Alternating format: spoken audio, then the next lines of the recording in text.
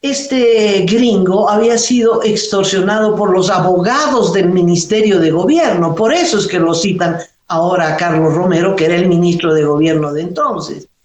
Y todos sus abogados, esta banda de abogados del Ministerio de Gobierno, lo extorsionaron al gringo sacándole $50,000 para que no sea procesado. El gringo no entendía nada. En este caso, a mí se me quiere obligar a presentarme como testigo de descargo de quienes yo he denunciado.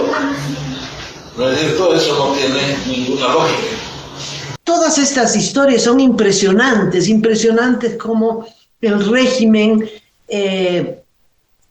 utiliza todo el poder que tiene para castigar políticamente a determinadas personas. Pero yo me quedé en una celda que es la última, que es la celda 10, que en realidad era la celda de castigo. Era la celda en la que llevaban a los presos más peligrosos, llevaban a los detenidos que asesinaban dentro del penal o que tenían determinados problemas, qué sé yo. En esa celda hubo 2 muertos antes de que yo llegue. Era habitualmente una celda muy, emblemática en ese aspecto, de recibir a los presos, a los detenidos más peligrosos del penal. Bueno, pues en esa celda de 2 metros por 3 metros, yo estuve recluido en aislamiento, es decir, yo no salí de esa celda durante 2 años y 5 meses.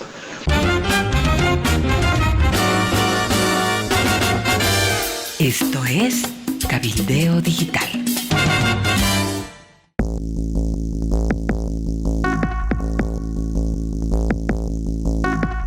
Cambiamos de tema, Amalia, porque hay otro caso que está cobrando mucha notoriedad. Es un caso en el que se vio involucrado el exministro de Gobierno Carlos Romero, sobre quien pesaba una orden de aprehensión. ¿Te acuerdas de este caso, Amalia? Es una antología del crimen, ¿no?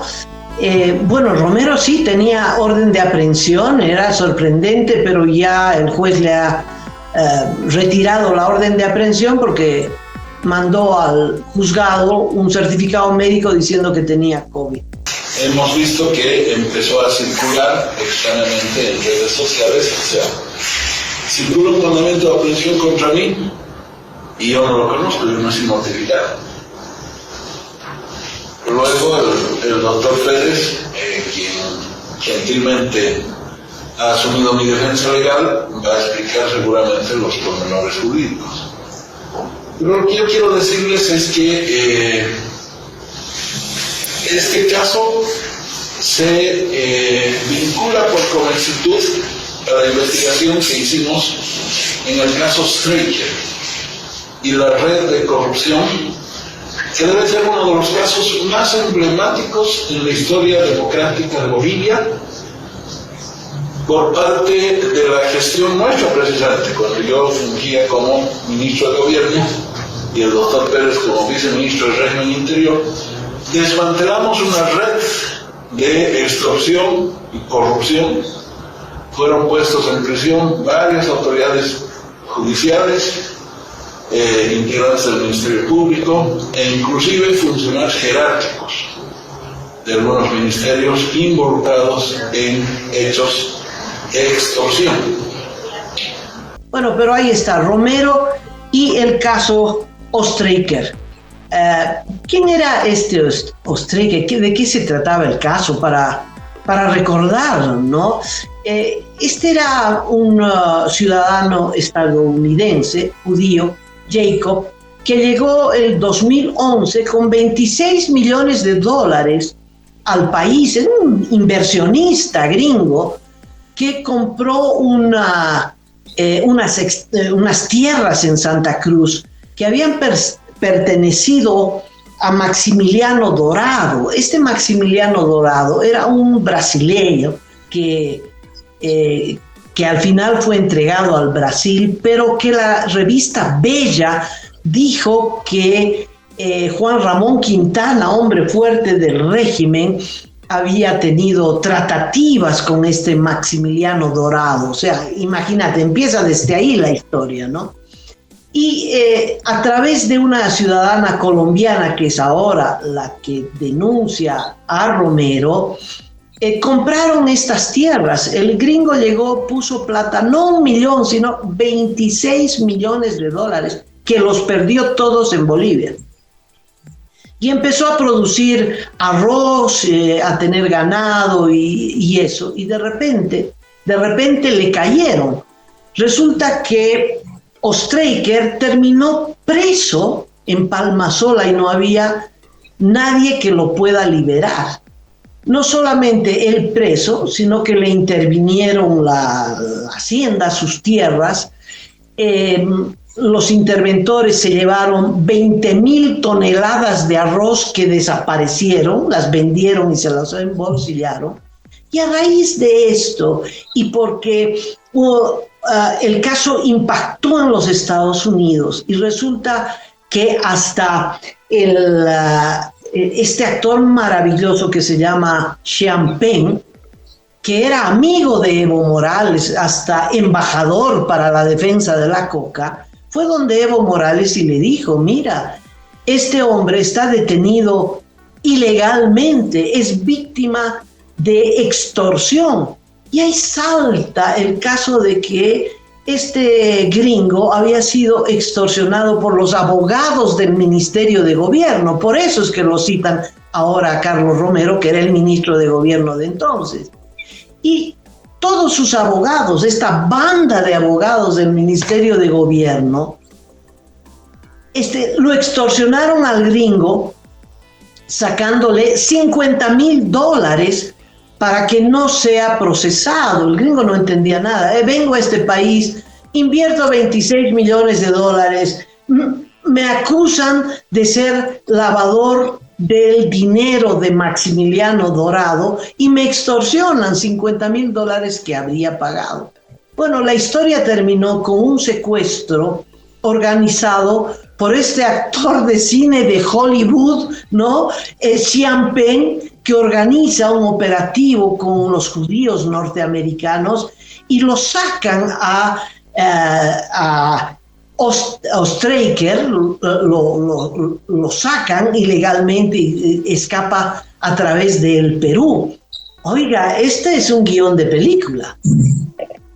Sí, Netflix seguramente podría quedar encantada para hacer una serie, porque realmente fue de película como Jacob Oestreicher huyó del país con la ayuda de Sean Penn, que recordaremos también tuvo un episodio con Kate del Castillo, esta actriz mexicana, que entrevistaron al Chapo Guzmán. Entonces ya conocían más o menos cómo se podía tratar el tema de Jacob Oestreicher. Bueno, la cosa es que quieren desempolvar el tema, quieren que Carlos Romero declare como testigo de descargo de la única persona que ha quedado procesada por este asunto. Es una ciudadana colombiana de apellido Rodríguez Espitia, que era la socia de Jacob Oestreicher. Es la única, porque el resto ha desaparecido o se ha declarado culpable, como uno de los abogados del equipo jurídico de Carlos Romero en ese momento se declaró culpable en un juicio abreviado. El punto final, ahí acabó su participación. Entonces quieren que Carlos Romero vaya, declare y diga qué es lo que pasó. Entonces, Carlos Romero de alguna manera está resistiendo eso a través de estos recursos legales. Así es que tenemos muchos motivos para sentir suspicacia. Pero nosotros nos vamos a defender en el plano jurídico, mediático, político, internacional, donde corresponde. Nos vamos a defender porque somos gente de pelea, somos guerreros, no nos van a doblegar, no lo han hecho antes, ni aún afectando en lo personal nuestras condiciones de salud, nuestras condiciones de nuestros derechos mínimos. He pasado por situaciones realmente terribles, de las que no me he quejado públicamente porque uno sabe que esto es así. Así que no nos van a doblegar con este tipo de acciones. Bueno, esa es la historia, pero hay otra actual, vigente, de este gobierno, que también podría ser motivo de esas series, Detenido en tal cárcel, ¿no? Hay una serie sobre el terror de las cárceles en el mundo. Yo creo que la historia de Rivas amerita realmente un documental y un juicio a Luis Arce Catacol. Lo entrevistamos. Contame qué es lo que dijo. Bueno, fue una entrevista fabulosa, Amalia. Deja que le ponga, por favor, este rótulo, porque Marcel Rivas contó con mucho detalle a Amalia Pando, a Cacho Herrera, a último momento, cómo vivió 3 años y medio de encierro, cómo es que en una primera instancia lo llevan a una clínica en la zona sur de La Paz y lo sacan sin que haya sido dado de alta de parte de los médicos, llegan a la orden de una jueza y lo sacan y lo llevan a la cárcel de San Pedro. Allá estuvo 2 años y 5 meses, dice él, en una cárcel de aislamiento en el sector La Grulla, que es el sector de castigo para los presos que cometen delitos dentro de la cárcel, se portan mal, son los más incontrolables en la cárcel de San Pedro. 2 años y 5 meses en un pequeño cuarto, en la celda número 10 de La Grulla, sin tener contacto con nadie del exterior, y le pasaban la comida por una rendija, dice él, de una pensión que sus familiares contrataron en la zona de San Pedro.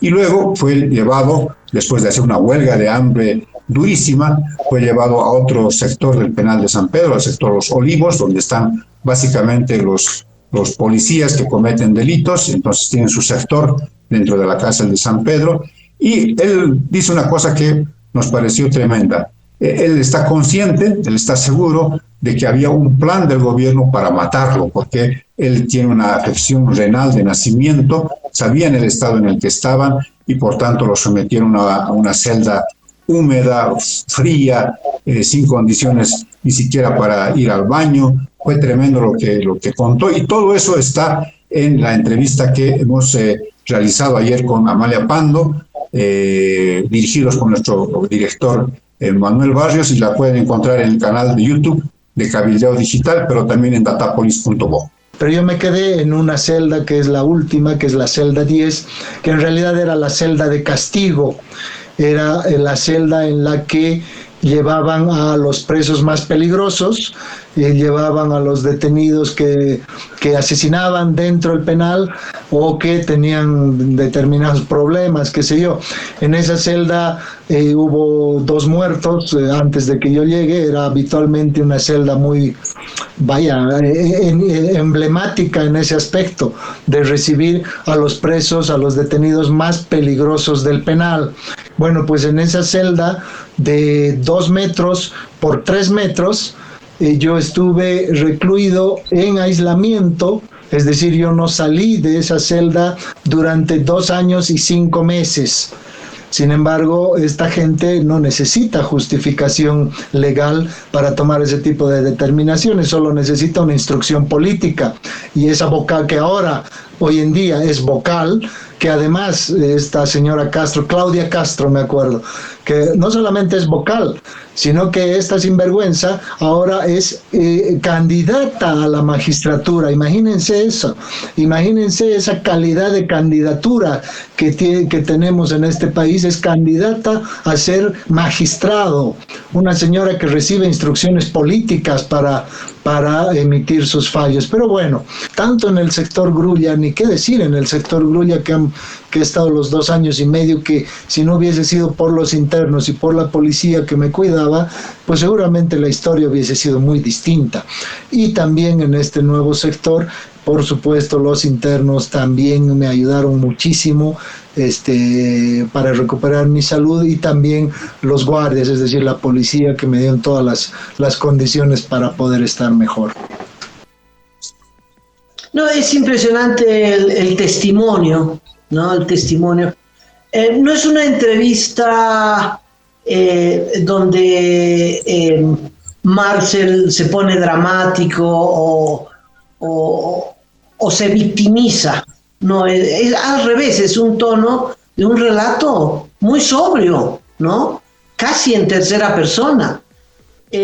A mí me impactó, Cacho, realmente es inaudito cómo había una audiencia, relata él, en la que podía el juez, porque ya no había más pruebas, ya no había cómo incriminarlo, era muy probable que el juez determine que se acabó la detención preventiva y tenía que dictaminar su liberación. Para eso era la audiencia. Y cómo las autoridades del gobierno sabotean la audiencia. Es decir, es un sabotaje desde cortar el internet en la cárcel de San Pedro, impedir que salga a una audiencia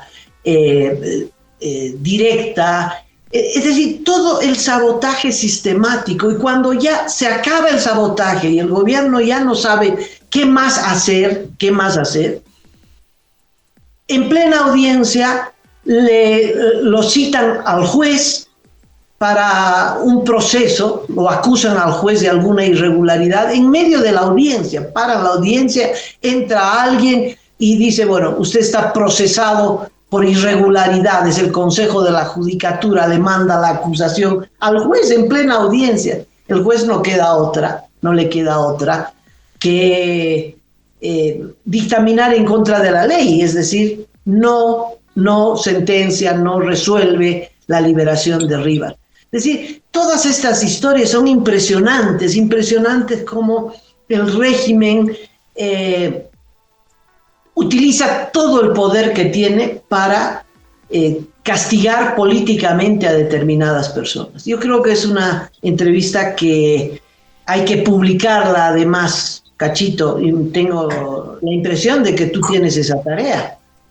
Sí, Amalia, y lo voy a hacer con muchísimo gusto, porque además para que redondee todo el panorama, todo el escenario, Marcel Rivas al final se refiere a Arturo Murillo, porque fue director de migración cuando Arturo Murillo era ministro de gobierno. Se le acusó a Marcel Rivas de haber favorecido la huida de Arturo Murillo y del exministro Fernando López, el exministro de Defensa, y él tiene unas palabras muy, muy interesantes, muy decidoras respecto de Arturo Murillo. Él le acusa de haberse aprovechado de la lucha de los bolivianos de los 21 días cuando se derrotó al régimen de Evo Morales, cuando finalmente tuvo que huir del país. Entonces, hay que escuchar, hay que ver, hay que analizar muy bien esta entrevista, que debe ser de las pocas que ha dado Marcel Rivas con tanta apertura. Se sintió cómodo y dijo las cosas en relación a su cautiverio injusto y legal,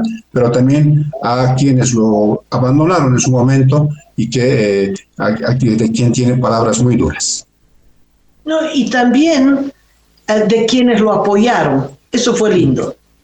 Sí, claro que sí. Eso fue lindo. Bueno, está en YouTube, Cabildeo YouTube, a disposición de todas las personas que quieran ver este testimonio de violación sistemática de los derechos humanos, un hombre que está vivo pero de milagro.